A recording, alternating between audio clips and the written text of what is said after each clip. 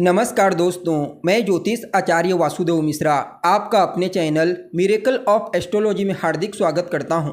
दोस्तों, आज का यह ज्योतिष का कार्यक्रम वृषभ राशि के जातकों के लिए बड़ा ही महत्वपूर्ण और विशेष कार्यक्रम साबित होने के लिए जा रहा है।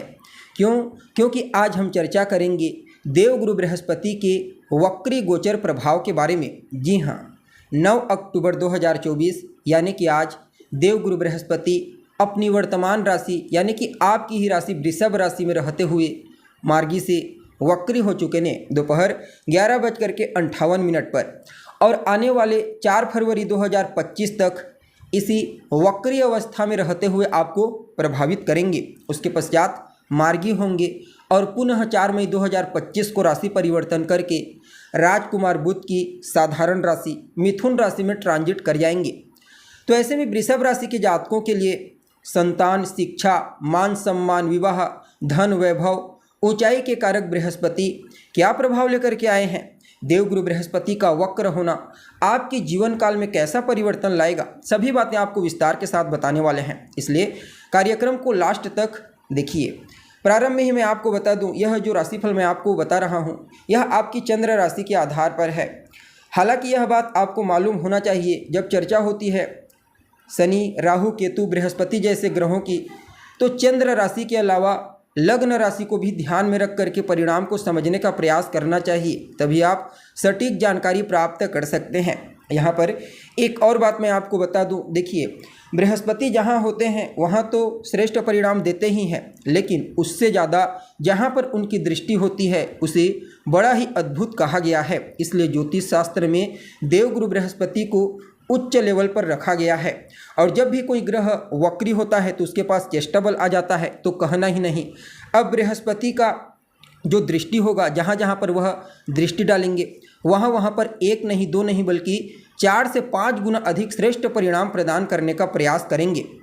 हालांकि यह बात भी आपको याद रखनी चाहिए कि बृहस्पति आपकी राशि के स्वामी जो बनते हैं शुक्र, उनके मित्र नहीं होते, तो कुछ मामलों में सावधानी भी बरतनी पड़ेगी। अब देखिए वृषभ राशि वालों के लिए यानी कि आप लोगों के लिए कहाँ पर बृहस्पति वक्री हुए हैं, तो आपकी राशि में ही। अभी तक आपके फर्स्ट हाउस से ही ट्रांजिट कर रहे थे, अब यहाँ पर आपके लिए 8वें भाव और आपके 11वें भाव के स्वामी बनकर के आपके फर्स्ट हाउस से गोचर कर रहे हैं वक्री होकर के। तो यहाँ पर इसे एकदम अनुकूल नहीं कहा जा सकता। देखिए 11वां स्थान जो होता है वह छठे से छठा होता है, इसलिए भी खराब होता है, और 8वां तो होता ही है। तो सबसे पहले तो इस वक्री गोचर काल के दरमियान अगर किसी चीज़ को लेकर के आपको ज़्यादा सावधान रहने की आवश्यकता है तो वह है आपकी हेल्थ। जी हाँ, यह गोचर आपके स्वास्थ्य को नकारात्मक रूप से प्रभावित करेगा, इसलिए सबसे ज़्यादा आपको अपने स्वास्थ्य पर ध्यान देने की आवश्यकता होगी। जरा सी लापरवाही आपको लंबे समय के लिए डैमेज कर सकता है, तो इस बात का अच्छे से आपको ख्याल रखना चाहिए। हालांकि देवगुरु बृहस्पति एक शुभ ग्रह हैं, अगर ऐसी कोई प्रॉब्लम होती है तो आपके अंदर वह विवेक और समझदारी जागृत हो जाएगा कि अगर आप आलस्य को नहीं त्यागेंगे तो फिर भविष्य में चल करके आपको प्रॉब्लम फेस करनी पड़ सकती है। ऐसा अवश्य ही महसूस करवाएंगे देवगुरु बृहस्पति, और चीज़ों को आप खुद ही सॉल्व करना प्रारंभ कर देंगे। अब आपके व्यक्तित्व में वक्री हुए हैं, और देखा जाए तो बृहस्पति को ऊंचाई का कारक ग्रह कहा गया है। तो इस समयावधि में चाहे फिर कार्य स्थल पर हो, पारिवारिक जीवन में हो, सामाजिक जीवन में हो, आपका प्रदर्शन बड़ा ही ज़बरदस्त रहेगा। आपका प्रदर्शन आपको लोगों के बीच केंद्र बिंदु बनाएगा, चाहे आप किसी भी फील्ड में कार्य क्यों न करते हैं। खास करके इस समय को उन लोगों के लिए कुछ ज़्यादा ही बेहतर कहा जा सकता है जो कंसल्टेंसी के क्षेत्र से जुड़े हुए हैं, अर्थात जो लोग किसी को सलाह देते हैं, सलाहकार हैं, या फिर टीचिंग के फील्ड से जुड़े हुए हैं, उनके लिए बृहस्पति का फर्स्ट हाउस में वक्र होना उनकी छवि को उत्तरोत्तर इतनी बेहतर तरीके से निखारने का प्रयास करेंगे कि कहना ही क्या। काफ़ी हद तक आपके व्यक्तित्व को, आपकी पर्सनालिटी को भी बड़ा ही प्रभावशाली बनाएंगे, जिससे लोग अनायास ही आपकी ओर खींचे चले आएंगे। अब देखिए 8वें और 11वें भाव के स्वामी होकर के आपके फर्स्ट हाउस में रहेंगे, इसलिए स्वास्थ्य को लेकर के तो सावधानी बरतनी ही है। साथ ही साथ बिना सोचे समझे निर्णय लेने से बचिए। वैसे तो बृहस्पति के होने के चलते ऐसा नहीं होता, लेकिन बीच बीच में जब मंगल का प्रभाव होगा, शुक्र का प्रभाव होगा, तो वहाँ पर आपके द्वारा लिया गया गलत डिसीजन आपके लिए नुकसानदायक साबित हो सकता है। अब देखिए बृहस्पति की दृष्टि कहाँ कहाँ पर है, तो आपके 5वें घर, 7वें और आपके 9वें घर पर है।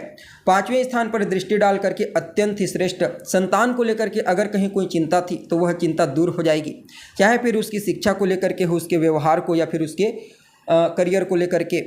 इसके अलावा वह सभी जातक जो लव लाइफ में है, रिलेशनशिप में है, उन लोगों के लिए भी समय बहुत ही बढ़िया होने वाला है। अगर किसी भी प्रकार से कोई कन्फ्यूजन की स्थिति थी पहले, तो वह कन्फ्यूजन की स्थिति दूर हो जाएगी। और विद्यार्थियों के लिए तो कहना ही नहीं, चाहे फिर किसी भी फील्ड के विद्यार्थी क्यों ना हो, यह वक्री चाल देवगुरु बृहस्पति का विद्यार्थियों को उत्तरोत्तर सफलता प्रदान करेंगे। विद्यार्थियों के लिए चाहे फिर किसी भी प्रकार से कोई नया एडमिशन हो, या फिर कोई परिवर्तन करना चाहते हैं, प्रतियोगी परीक्षा, कॉम्पिटिशन एग्जाम हो, वहाँ पर बृहस्पति श्रेष्ठ परिणाम प्रदान करने का प्रयास करेंगे और आपको पहले किए गए निवेश का या फिर एफर्ट का श्रेष्ठ परिणाम इस गोचर काल के दौरान देखने को मिलेगा। 7वें भाव पर सीधी 7वीं दृष्टि होगी, कहना ही नहीं। जहां एक तरफ आपके दाम्पत्य जीवन यानी कि आपकी मैरिड लाइफ में निखार आएगा, जीवन साथी के साथ आपके तालमेल बेहतर होंगे, जीवन साथी का सहयोग प्रचुर मात्रा में आपको मिलेगा। तो वहीं दूसरी तरफ वह सभी जातक जो व्यापार करते हैं, चाहे फिर स्वतंत्र रूप से व्यापार करते हैं या फिर पार्टनरशिप में व्यापार करते हैं, देवगुरु बृहस्पति की दृष्टि व्यापार को काफ़ी हद तक पहले तो आर्थिक रूप से मजबूती देगी, फिर उसके पश्चात विस्तारिता प्रदान करने के लिए कई प्रकार के आइडियाज़ देवगुरु बृहस्पति अपने वक्री चाल के दरमियान जातकों को प्रदान करेंगे। और वह सभी जातक जो अविवाहित हैं, इस समयावधि में विवाह के भी कुछ अच्छे प्रस्ताव आने की प्रबल संभावना बनी हुई है। दोस्तों के साथ, रिश्तेदारों के साथ भी आपका तालमेल बेहतर होगा, उनके साथ हंसी खुशी समय व्यतीत करने का मौका आपको मिलने वाला है। और इनकी जो 9वीं दृष्टि है वह आपके भाग्य भाव पर जारी है, कहना ही नहीं। स्वयं भाग्य की अति विशिष्ट कारक ग्रह हैं और उसी जगह को देख रहे हैं, तो कदम कदम पर आपको, क्योंकि वक्री हैं इसलिए चेष्टा बल है इनके पास, भाग्य का साथ आपको मिलेगा। भाग्य की मजबूती के चलते ही आपके कई प्रकार के पेंडिंग पड़े हुए कार्य इस समयावधि में पूरे हो जाएंगे। इसके अलावा आपको अपने वरिष्ठ जनों का, अपने गुरुजनों का, अपने पिता, अपने बॉस का विशेष आशीर्वाद और स्नेह प्राप्त होने वाला है। और वह सभी जातक जो किसी भी प्रकार से रिसर्च के फील्ड से जुड़े हुए खोजबीन का कार्य करते हैं या फिर ज्योतिष हैं, उनके लिए भी बृहस्पति का यह समय भाग्योदय वाला कहा जा सकता है। यानी कि उनके द्वारा की गई गणना या फिर प्रेडिक्शन काफ़ी हद तक सटीक होगी, या फिर जिन चीज़ों को लेकर के रिसर्च कर रहे हैं उनमें सफलता की प्राप्ति होगी, रहस्यमय चीज़ों को जानने का मौका मिलेगा। 11वें भाव के स्वामी भी बनते हैं, तो कहना ही नहीं, आपके व्यक्तित्व में लाभ की इच्छा जागृत होगी। वैसे तो बृहस्पति स्वयं अर्थ के कारक हैं, यानी कि धन के कारक हैं, तो इस गोचर काल के दरमियान आप अर्थ प्राप्त करने के लिए, धन प्राप्त करने के लिए ताबड़तोड़ मेहनत करेंगे और आपको अर्थ की प्राप्ति भी हो जाएगी। बड़े भाई बहनों को भी कार्यस्थल पर अगर मेहनत करते हैं, एफर्ट लगाते हैं, तो अवश्य सफलता की प्राप्ति होगी। जी हाँ, इसके अलावा काफ़ी हद तक वैसे तो समस्याएं आपकी जीवन काल में कुछ हद तक रहेंगी, एक तो स्वास्थ्य को लेकर के, और दूसरा आपकी जो विरोधी हैं, प्रतिद्वंदी, थोड़ा बहुत आपके ऊपर हावी होने का प्रयास कर सकते हैं, लेकिन इसके बावजूद किसी भी प्रकार से कोई नुकसान नहीं पहुंचा पाएंगे। कुल मिलाकर के देखा जाए तो वृषभ राशि वालों के लिए समय भले ही कारक नहीं होते बृहस्पति, लेकिन आपकी राशि से इनका गोचर करना बहुत ही अच्छा रहेगा। इस समय को और बेहतर बनाने के लिए आप ओम ब्रीम बृहस्पतये नमः, ओम सुम शुक्राय नमः, इन दोनों मंत्रों को रोजाना 108 बार एक एक को कम से कम 3 माला या फिर 5 माला जाप करें। गाय को हरा चारा खिलाइए, गाय की सेवा कीजिए। खास करके बुधवार, गुरुवार और शुक्रवार के दिन गाय को हरा चारा खिलाना, गाय की सेवा करना आपके लिए विशेष फायदेमंद साबित होगा। जी हाँ, तो दोस्तों उम्मीद है जानकारी आपको पसंद आई होगी। अभी के लिए बस इतना ही, तब तक के लिए नमस्कार।